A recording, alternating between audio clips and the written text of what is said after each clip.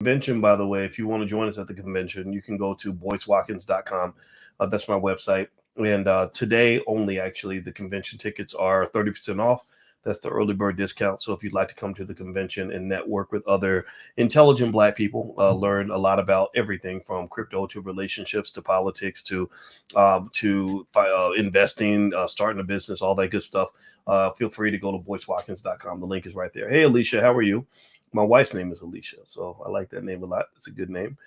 So anyway, I decided I would pop in and do a quick little Q&A. And so if you put a question in there, make it a quick one, like make it like a one sentence, or that way I can answer it really quickly. Okay. So Alicia, you know my wife. Yeah, my wife and I do a podcast called Pillow Talk with Dr. Boyce and Dr. Alicia. If you go to boyceandaliciatv.com, you can subscribe. We do about 2 episodes a week, and we talk. We just literally lay in our bed against our pillow and just we figured that people might want to hear what 2 college professors who believe in Black love talk about when we're sitting there just in the bedroom, because we would have these really intelligent conversations about all these. Well, yeah, I'd say interesting. I don't want to call this intelligent. That sounds kind of weird, but but they would just be interesting conversations. Like it's really cool to.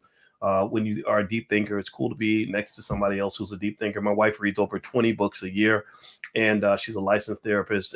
But what's interesting though is that we're a little bit of the odd couple in the sense that her worldview is different from mine. Like she's like she'll say things like, war. We don't need war. War is entirely unnecessary, and I just don't agree with that. I think war is necessary. I think you got to be ready for war. So we don't agree, but I learned from her. She learns from me. And as long as you can maintain that balance, that makes a big difference. Now, next question: why do Nubian brothers and sisters call ourselves Black? I've heard that. I've heard from some of the brothers out and sisters out here that have explained that maybe we shouldn't call ourselves Black. I call myself Black. That's just my choice. But you have a right to make whatever choice works for you, and I respect it. Dr. Boyce, why did you turn down the teaching job at Simmons attending this summer? And I would love to know. I'll paraphrase Lewis. I didn't turn it down. There wasn't really a position. Simmons College is a great school, but down in Kentucky, it's an HBCU. I don't think they really have a big budget. I don't think they really have the resources in place. So it wasn't that I turned them down. I love Simmons. I love Kevin Cosby. I love all the people down there, but it just wasn't. I mean, there's nothing really to build on, And with the Black Business School, we have 150,000 students around the world. I mean, we're all over the planet. So that's really a pretty good situation that allows me to do all the teaching that I want to do. So if you're interested in taking a look at some of that stuff, feel free to go to my website. My website is boycewatkins.com. Let's see here. Do you believe that we are on the verge of a nuclear war with Russia this year? I hope not, Philip. Man, I hope not. God, I don't even want to think about that, but it's possible. It's possible. Let's see, Lemire, are you aware of how the petrodollar is losing dominance based on the new blockchain-based payment system the BRICS nations are building and soon will implement? No, that's not my area of expertise, and so I haven't seen much about the petrodollar, so I can't really respond to that intelligently. You posted something on Facebook about Will and Rock that disagree with, but I can't remember. Yeah, I thought that I don't understand it. I don't understand why Will Smith punched or slapped Chris Rock. I don't get it. I think that the fact that they're over 50 years old, I mean, come on. Like I'm put it this way, I'm a fan of Black men being grown-ups. I don't think we always have to be into like hip hop gangster crap. Like when Chris Rock is almost 60 years old, what does it look like to have 2 60-year-old Black men? Damn near still a 53-year-old and 57-year-old up there fighting like they're teenagers. That's kind of embarrassing, man. I get it that to protect Black women, all that. I get all of that, but there's a lot of ways you can protect people without slapping them or slapping other people. There's a million ways to protect. I protect my woman all the time. I protect her emotionally, intellectually, financially. Why does it always have to come down to violence? I'm not a fan of that.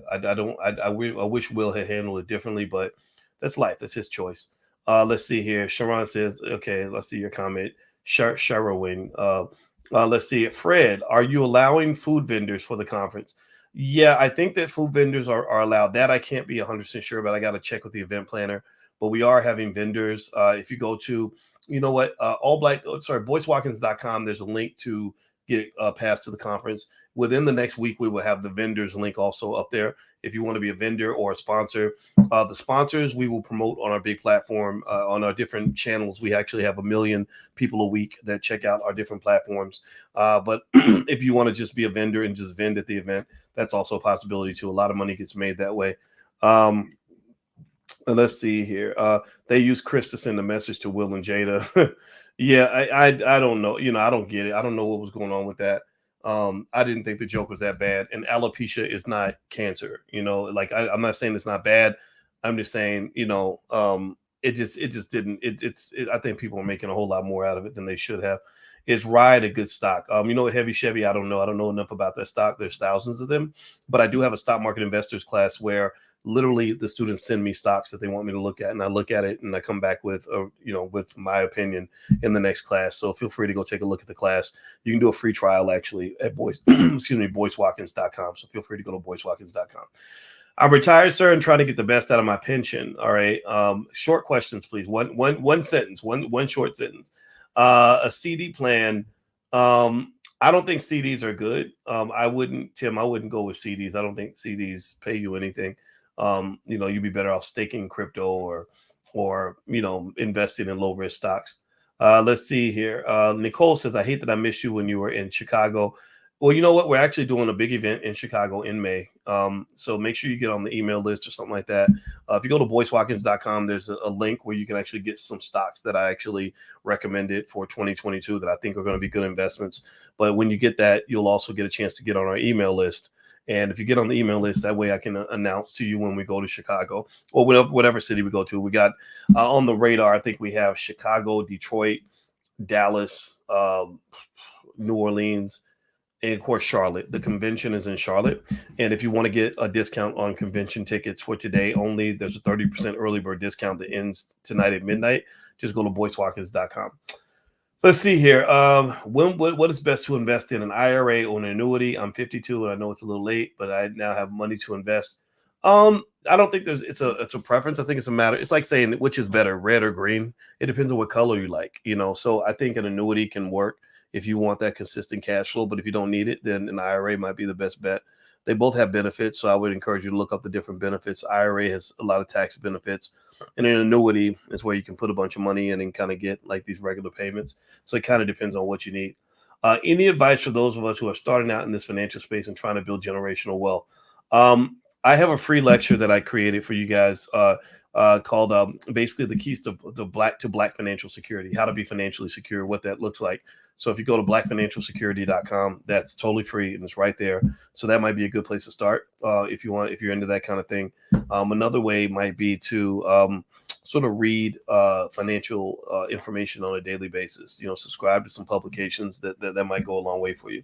Let's see. Russia's shutting down oil reserve to European countries. Russia's selling in rubies. Okay, interesting. Didn't know that. Yeah, that Russian war, I don't like it, but what can you do? Wars happen. No such thing as black. Okay, can you discuss the relationship between tariffs and inflation? Says author. Well, a tariff against another country, like if you say all the goods coming from that country are going to have a 20% price increase or 10% price increase, you're going to cause inflation for that particular country's goods, maybe even for that commodity. So that's the link. Basically, tariff is sort of artificial inflation invoked to make a point to the other country. Let's see here. What are some ways to establish credit for teenagers? They have teenage credit cards out here. I can't think of any offhand, but if you look up credit cards for teenagers, there are cards out there you can use to go ahead and get your kid used to using a credit card and establishing credit and all that good stuff. All right. So if you're on TikTok, by the way, my TikTok is Boyce Watkins. I'm going to shut down the TikTok in a minute, guys. So it was good. It was real talking to you. I never talked live. I've only talked live to the TikTok users only once. Oh, authorized user. There you go. Alicia, that's a good point. So Alicia did make a good point there that if you make them an authorized user, really that works for anybody that you're trying to build credit for. If you make them an authorized user on your card and you trust them, that will increase their credit score. So I'm shutting off the TikTok now. And so I'll see you guys soon. Okay. Take care now. All right. So let me shut off my TikTok. All right. Let's see. Let's keep going. Let's see who's from. Tracy says he's from Boston. I don't know who's from Boston. I'm sorry. What do you think of legacy reseller accounts like eBay, Poshmark, Etsy, etc.? I don't use them that much. I know people that do. It's tough to make money, but if I was to do it, I would take a class on how to do it, learn from somebody who knows how to do it. I have wealthy family members. Thanks for so much. Good for you, Paul. Congratulations.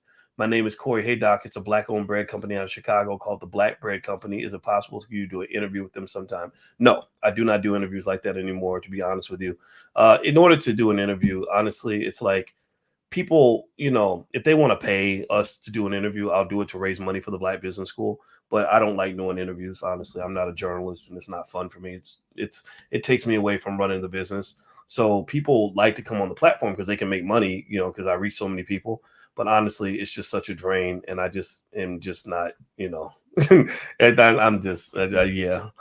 But anyway, am I coming to Boston, Tracy? I want to go to Boston. I love Boston. I haven't been.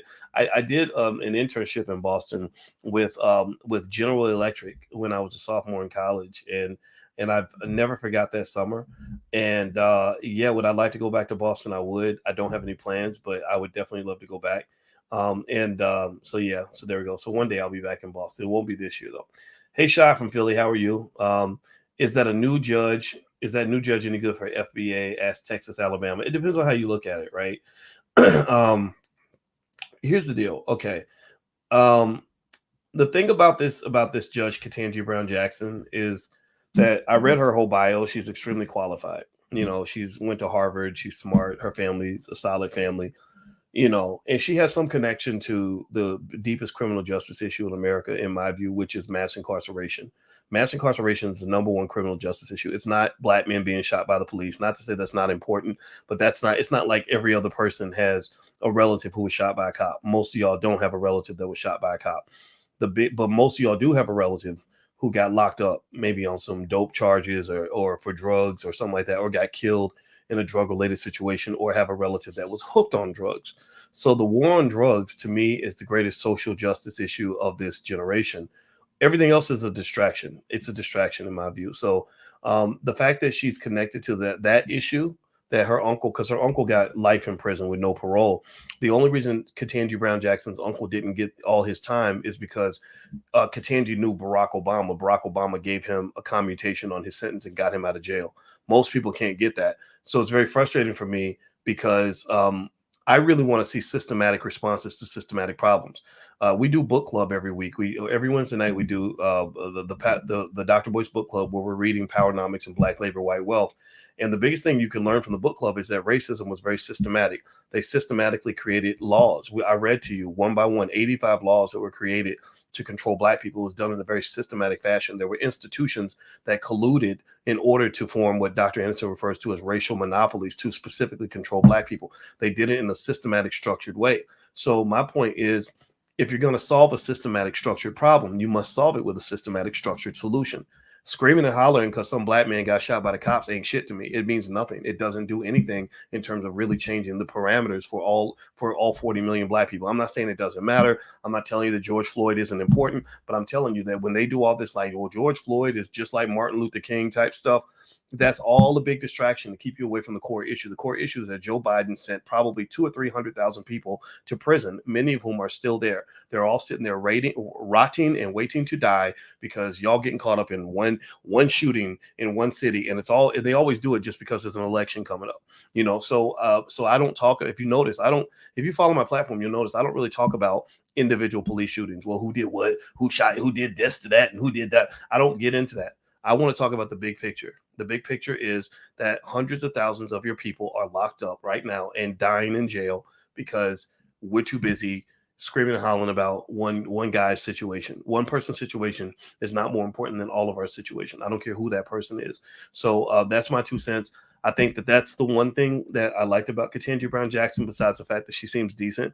But there's also the obvious of the fact that you've never had a Supreme Court justice in history ever married to a black person. That's because black marriage is considered dangerous. Black people unifying is considered a dangerous thing. It is a threat for black people to form collectives and unions. So if Ketanji Brown Jackson's husband was black, she would not be getting nominated for the Supreme Court. I guarantee it. So and remember, her husband was a 7th generation Harvard graduate, which means that he's connected in the halls of power, because the Supreme Court is linked to Harvard University. When when Barack Obama nominated Elena Kagan, who was a dean at Harvard for the Supreme Court. I got somebody, I think it was another brother, Charles Ogletree, who was on the faculty at Harvard. I think he reached out to me to ask me to advocate for her. And I picked up on it. I said, okay, this is a Harvard thing. This is Harvard taking care of Harvard. So that's kind of what that is. If she didn't go to Harvard, she wouldn't be getting nominated. If she wasn't married to a white boy, she wouldn't be getting nominated. Kamala Harris, if she'd married a black man, wouldn't be getting nominated. I'm not dogging out their spouses or saying interracial marriage is the devil. I'm saying that you live in a country that still hasn't come to terms with the way that it views black people as a collective.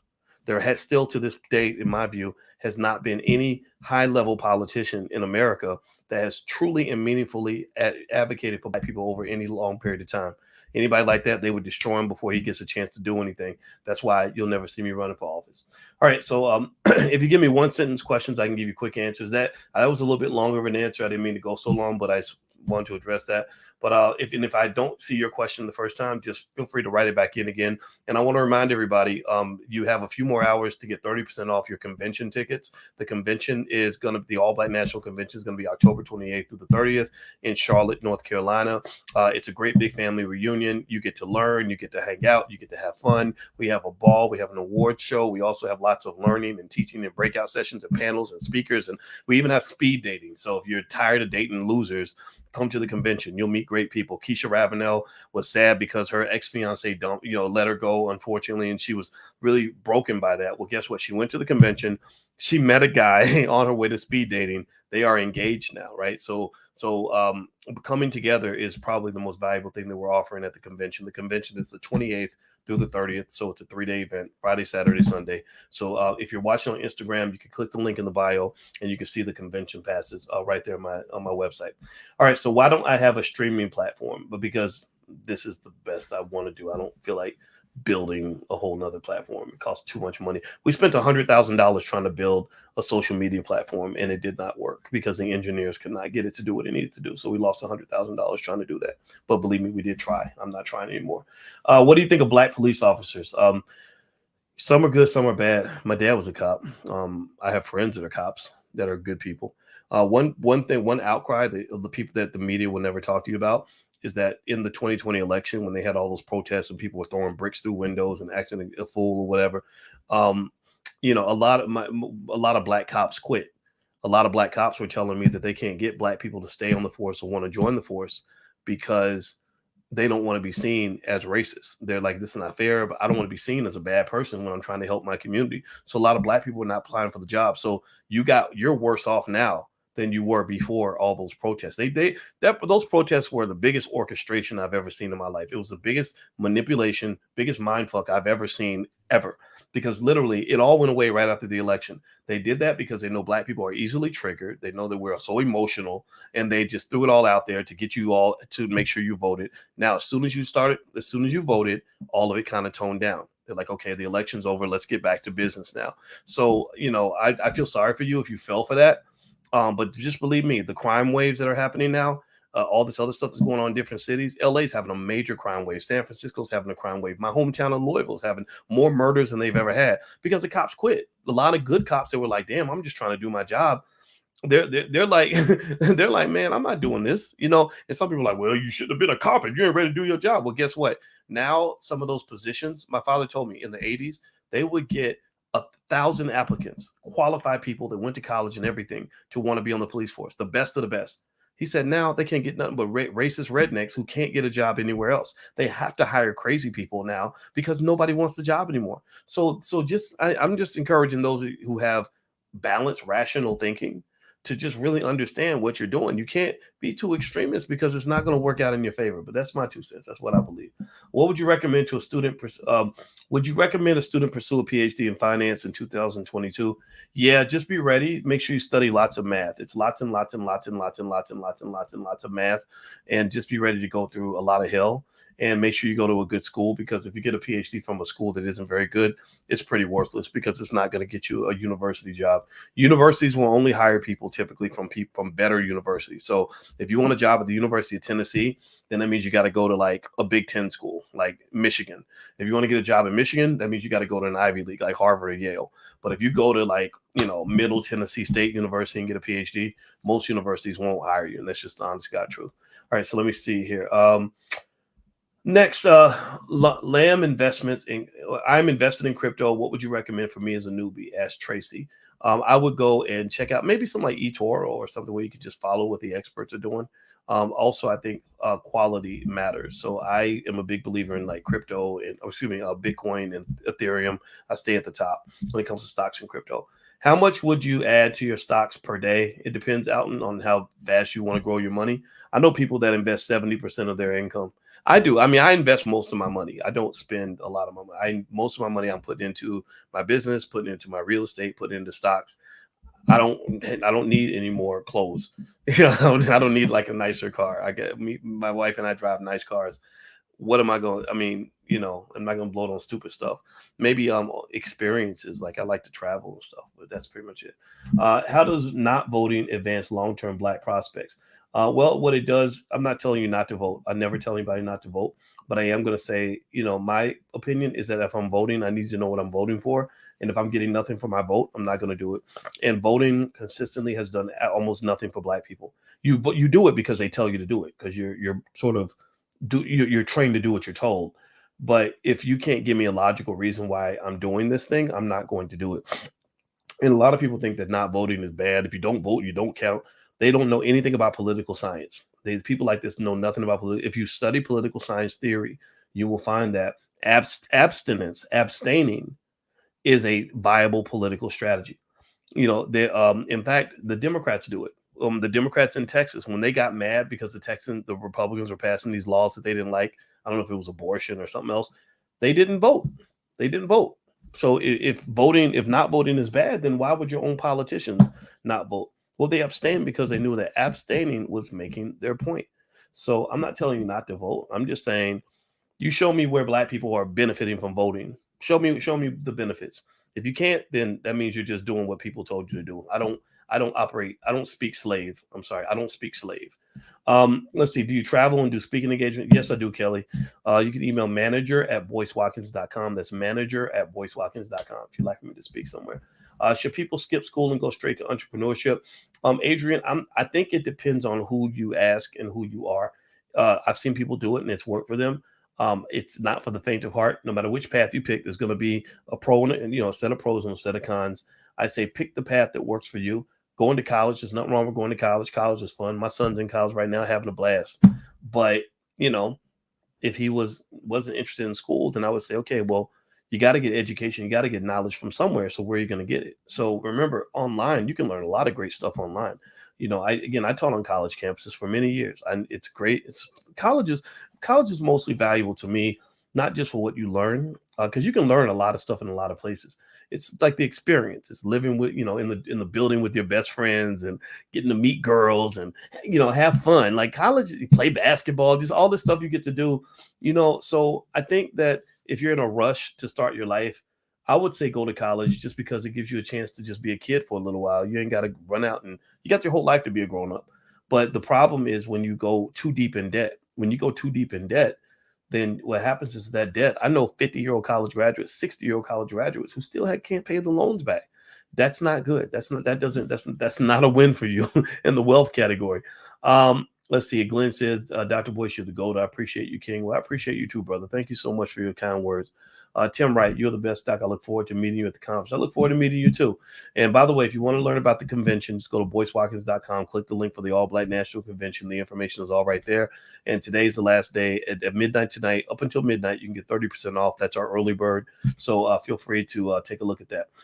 Let's see here. And the vendor spots will open up next week if you want to be a vendor or a sponsor. And we'll make it worth your while. Like, we want you to make money. We don't want you to just sponsor just out of the kindness of your heart. If you don't make more than what it costs for you to be a sponsor or be a vendor, then we're not doing our job. So the goal is to do a trade. You have a business, you're making a little bit of money, you want to get more customers. Well, we'd love to have more sponsors because we can't take money from everybody. You're not going to hear about Bank of America sponsoring the All Black National Convention because they're going to monitor what we say. and we don't want anybody monitoring what we say. We have complete freedom of speech. Last year it was really important because we had serious conversations about those jabs. You know, Rizza Islam was there. I love Rizza. Rizza is one of the greatest black leaders in this country that we have right now. I love that guy. I'm not gonna tell him like, oh, don't be talking about, don't be saying nothing bad. Boss gonna come get you. We don't do that. So, but you know, but raising money is important to do things like this. It costs hundreds of thousands of dollars to pull these things off. That's why everything can't be free. Okay, so that's transparency in terms of why we have to charge certain prices, and we do our best we can, and we have a great team, and we will get it done for you. All right, so let's see here. All those crime-ridden cities are being run by white liberal Democrats. Kind of ironic, ain't it? What are your thoughts on the California reparations bill? I think a reparations bill, it depends on what's in it, right? So if you have something good in it, something beneficial, and it's a sincere effort to make to repair, then I think it should be considered. I don't think it should be just written off. You know, I think the California, you know, for all of its flaws in that particular context, it sounds like they're trying to do the right thing. But the thing is, they don't know the history. I think they don't understand how serious the check has to be, how big that check must be for it to actually be the adequate check. We've been reading Powernomics and Black Labor, White Wealth every Wednesday night. We've been reading it paragraph by paragraph, word for word, because I want you guys to be educated on what your country has put you through. You know, I want you to be educated on what your country owes you. And Dr. Anderson has laid out so much stuff in those books. My good Lord Jesus. If you want to join the book club, just go to boycewatkins.com. The link is there. The book club, the live book clubs are free. The archive lectures, we've done almost 40. There's a fee for that. But if you want to come to the live sessions, those are absolutely free. And literally, it's just astonishing, you know, when you just see all the laws that they put in place, all the money that they stole from you. There's documented statements where the people in the South literally were saying, the leaders were saying, we can't survive without black labor. They literally said that. And also, there's interesting stuff that you don't learn in school, like how the people in the North didn't want you to be free either. They were like, what the hell? Don't send those Negroes up here because they're going to come take our jobs. So they sent them back down south and said, here, look, y'all can do whatever you want to do with them because the war is over. We don't want no problems. So the South implemented the black codes and started abusing black people and forcing them back into slavery because your so-called allies wasn't looking. So that really is a parallel to today. You're scared of the Republicans, so the Democrats ain't looking. So everybody's abusing. You're getting abused from both sides, right? So ultimately, these things are things I think we need to learn because they're feeding you a fairy tale. They're making you think that certain people are your friends. And so any black person in 1888 who was looking to white liberals to come save him was a goddamn fool. He was getting played. He was, you know, because they're like, no, we're going to string you up too. You know, don't come up in our house. So just be clear. You don't have any friends. I hate saying it like that, but it's true. Oakland. Let's see. Oh, wait. Roy Carter. Is Bollinger Bands a good indicator for trading stock options? I don't use them, but I know what you're talking about. I mean, it's not my thing, though. Technical analysis is iffy. It's a little bit like voodoo sometimes. It just feels like it's like superstition in some cases. Not in every case, but because there is some technical analysis that can work, I think, you know, but you know, some of this stuff is absolute voodoo. Let's see. Oakland's Ghostly says, I'm a poet, self-published author, and musician. What would be the best way to market myself as a coach and share my work? I would join the coaching program. I would specifically learn. I would be very intentional about it and dedicate like 500 hours to just studying how to be a coach and how to market and position your products and how to sell it and how to get your clients. Let's see. Assalamu alaikum, big brother. What are good cryptocurrencies for beginners to start with? I would go straight for Bitcoin and Ethereum. I think Ethereum is going to be big. What's another one that I like? Oh gosh, we had recommendations in the crypto club. We have a crypto club in the Black Business School. It's on my website, boycewatkins.com, if you want to go take a look. But what was that? Polkadot. There was Polkadot and Cardano. Those are a couple others that I really like too. Polkadot and Cardano. But there's others, but those are a couple that a lot of experts seem to like. Let's see here. Should we continue to trust Van Jones with the money he received from Jeff Bezos? Well, I can't say I ever really trusted Van Jones, but I never distrusted him. I just, you know, I mean, I don't think Van's a bad guy. I don't. I just, he's not really moving the needle. He doesn't really inspire me to say, yeah, that's our guy. You know, I'm more of a Farrakhan kind of guy. Like, yeah, tell him like it is. Go straight for the juggler. Go, you know. And I think that the my philosophy is that most of the solutions for Black people can come from just building a better Black community.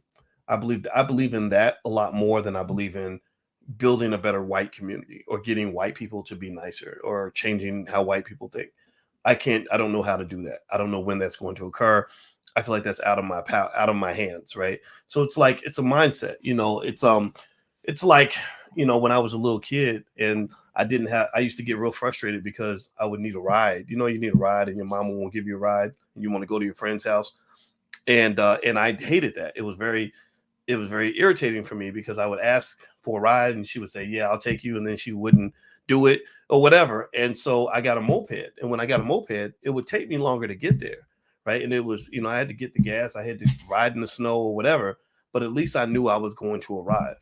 And so one of the reasons I'm a big believer in do for self is because I'll admit I don't have a lot of faith in white people shifting their mindset enough to really open up opportunities for us in the way that we deserve. I believe that it's always going to be constant frustration, always going to be constant disappointment, always going to be constant confusion over the fact that they tell you that they want an equal opportunity society and all these other things, but then they don't follow through and they don't care. I feel like it's disrespectful. It's like they just spit on you and laugh at you, and there's nothing you can do.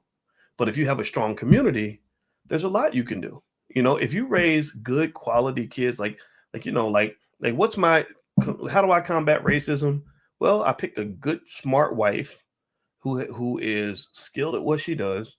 Um, and we have some strong, smart kids that we educate to the best of our ability.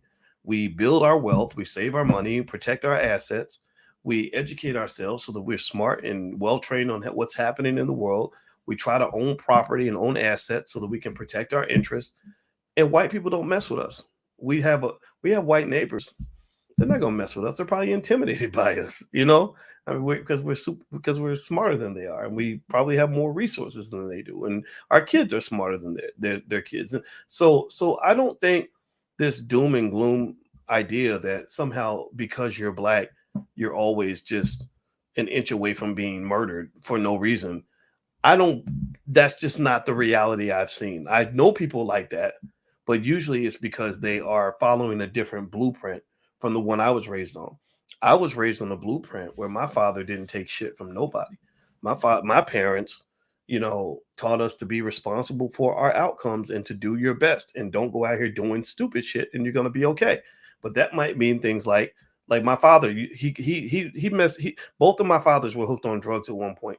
My dad talks about being in Vietnam and messing with heroin. My other father was in prison for drugs, my biological father. So as a result of that, I stayed away from drugs. My father went out of his way to make sure I understood drugs are not for you. And also, for whatever reason, I chose not to drink alcohol. And the reason I didn't is because I noticed a lot. If you pay attention, you'll see a lot of Black men that get killed or end up in bad situations because they use drugs and alcohol. Let me tell you an example or tell you a story. Steve McNair. Anybody remember Steve McNair, Air McNair, who played for the Houston, whatever, not Houston Texans, but the Tennessee Titans. And he was a great quarterback and a great player. And I'm not saying he deserved anything. I'm not saying he deserved what happened to him because he got killed by his girlfriend or whatever.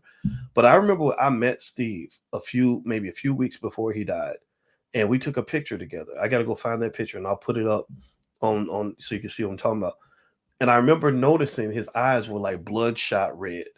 Like I could tell he was drunk. And I was like, "Hey man, can we take a picture?" We just took a little quick selfie. It was 2006. And I was like, "Oh, this dude's messed up." And then when he got shot by his girlfriend, like he was laying on the couch and he was shot, I couldn't help but wonder, you know, first of all, was he drunk that night too? I don't know why I'm thinking that he might have been. I'm not saying he was for sure. I got to double check that. But also, just you even though you don't deserve to be victimized, I think that there's something to be said about Black men doing our best to not put ourselves in a situation where it's easy to victimize you.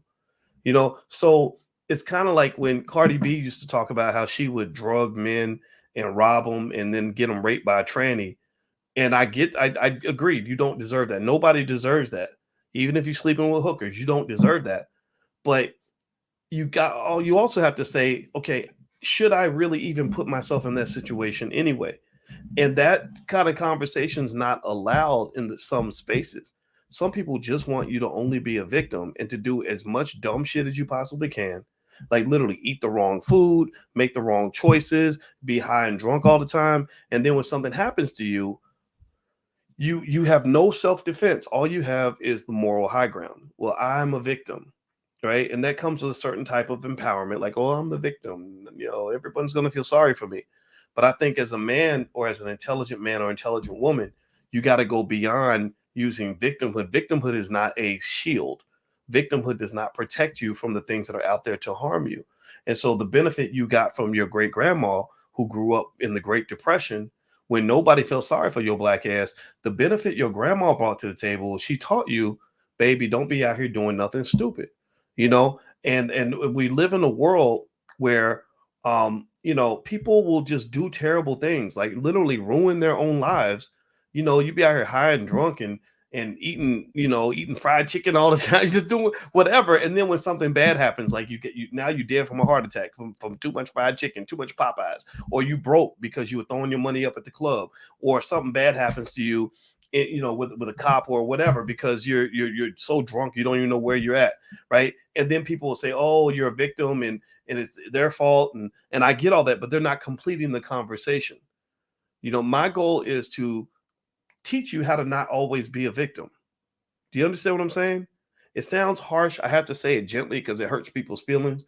But maybe that's why a lot of military people follow me, because my soldiers tend to get it. They tend to understand what it means to be on mission and to protect yourself and to be ready, right? But everyone else, a lot of our community, you're just taught to be a victim. You're taught to do as much dumb shit as possible. You're taught to not prepare for anything, right? So think about this. A kid goes to school for 12 years and he graduates, and the damn kid can't even read, can't write, can't do math, but he knows how to twerk, he knows how to play basketball, he knows how to do all kinds of stuff that ain't got nothing to do with anything he's going to need to survive. And then when his life falls apart, people are like, oh, he's a victim, it's because of racism. Yeah, racism was always there waiting for his ass. Racism tends to pick the weakest link, right? Racism grabs you when you ain't ready. Racism requires a response. As Black people, you must have a response. What is your response? Where is your preparation for the future? Do you know the number one slogan I repeat to my daughter on a regular basis? If you ask my children, what's the thing Boyce says all the time that just gets on your nerves? You know what I say? I say preparation is the key to success. I say it all the time. If they're late, if we're about to leave and they forget something in the house, I'll be like, preparation is the key to success. Well, they didn't do their homework, they got a bad grade, I'll be like, preparation is the key to success. That's because I've learned that the biggest thing that I was able to pick up from my parents that we don't teach our people is the importance of being proactive instead of always being reactive. We always looking back at what just happened instead of thinking forward about what all the things that can happen and all the things we must prepare ourselves for. So if I'm sitting here and I'm really talking to a young Black man who says, look, I want to really be ready for life, what do I do? You know what I would say to him? I'd say, number one, stay away from drugs and alcohol. Too many Black men are getting killed off of drugs and alcohol. They go into the club getting shot because somebody stepped on their toe and they felt disrespected. They get running into cops, and the cops are able to arrest them or kill them because they don't know what the hell's going on, or they do something they wouldn't normally do. Stay away from drugs and alcohol, because drugs and alcohol have absolutely obliterated the Black community, destroyed the community. Little girls getting raped because somebody got drunk and did something he might not normally do, or daddy's off in jail because daddy was slanging dope, or mama was hooked on crack. Like, just avoid drugs and alcohol at all costs. Number two, I would say educate yourself. The more information you take in, the more prepared you are to deal with situations, because smart people have solutions. People who have no information don't know what to do. Right. So taking as much information as you can, learn reading, writing, math. Like you learn how to write so you can communicate your ideas effectively. Learn how to do math so you can count your damn money. So you can go out here and get money and know how to count it. When somebody says you're gonna get 20% of the deal, you know what 20% of the deal is. You say, okay, 20% of $1,000. That means I get $200. Okay, got it. Do you know how many kids graduate? I kid you not. I've talked to grown people, and I said, if I was going to give you $100 and you had to pay me 20%, how much would you have to pay me? They can't even answer that. They can't answer. So you got to ask yourself, what are our kids doing? What are they doing in school other than learning pronouns and how to pee in the girls' bathroom and that a boy can get pregnant and all this other nonsense? Seriously, I mean, what are they? What the hell is happening here? They're dumbing down your whole community to make them vulnerable so that you will always be able to check the victim box. Well, I'm gonna tell you, at the end of the day, when the universe is adding up winners and losers, and the universe is deciding who gets the prize and who gets kicked in the ass, the universe ain't gonna give a shit about whether or not you were the victim and you had the high ground. They're gonna look and say, you lost, you won, you get the territory, you get the land, you get the women, you get the assets. Oh, you get to be a slave, but yeah, you get to feel good that you can point the finger at somebody else. I'm not trying to be no loser, man. I don't want to be a loser, and I don't want you to be a loser. And so you got to get out of that mindset, man. Like, let that crap go. These people are not your friends. So anyway, y'all know, y'all done got me triggered. But this is the type of shit I think about all the time. I practice. I've always practiced. Like, stop feeling sorry for yourself. No, it wasn't fair. But stop running around hollering about how it ain't fair. Life ain't fair. Ain't no such thing as fair. Ain't no such thing as fair. Stop believing in, well, that's not equality, or that was wrong. That was racism. That's not fair. Yeah, life ain't fair. The white man did not take over America by playing fair. Because their enemies were not playing fair. When Paul Revere and all them had the American Revolution, you think the British were playing fair? You think the Germans were playing fair when they were fighting with the French and the Russians? It's literally Adolf Hitler signed a contract. He signed a treaty with Joseph Stalin and said, "Hey man, look, hey, don't start, and there won't be none. You don't mess with me, I won't mess with you." He signed the treaty and immediately violated the treaty because life ain't fair. And Stalin was heartbroken, and the Germans were advancing toward Moscow. They were killing and raping and pillaging all the way through because the Nazi soldiers were hopped up on a PCP and all this other stuff, right?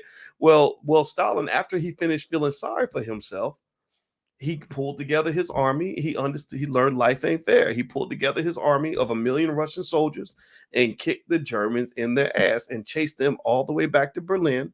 And they raped and pillaged and burned everything down along the way because life ain't fair. So if I was to really leave one message with you today, and I hope you get it, and I hope you're hearing me, is that as a Black person in America and beyond, I need you to accept the idea that life ain't fair. No matter how much they tell you that, they tell you that to get you to let your defenses down.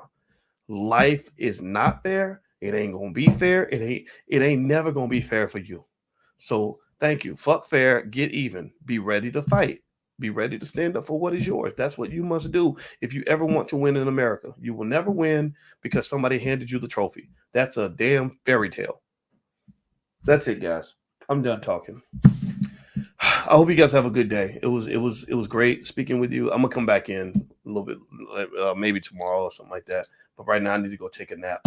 So hit the thumbs up button if you're watching online anywhere, and also don't forget that for the rest of the night you can get 30% off your convention tickets. So if you want to bring your family, I encourage you reach out to your relatives, let them know about the All Black National Convention.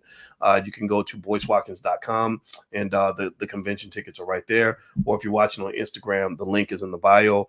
Also, we are putting together an affiliate program in the Black Business School. If anybody wants to join that program and actually sell stuff on your own and get a cut of the money. So what we wanted to, we've been thinking about this for a while. We wanted to set up something where some of you could actually sign up for an affiliate program and take some of the stuff that, like maybe my class, my stock market investing class, and if you have a friend you want to sell it to, you can sell it to them and bring them in, and you get a cut of whatever you bring to the table. Okay, because I want to share with you. All right, so anyway, I'll let you guys know how that goes, and I'll keep you updated on that. We're working on it right now. We're not completely done, but I'll keep you posted. All right, everybody, so have a good day. God bless you. I'm gonna go lay down for a little bit. I'll talk to y'all later. Be good. Peace.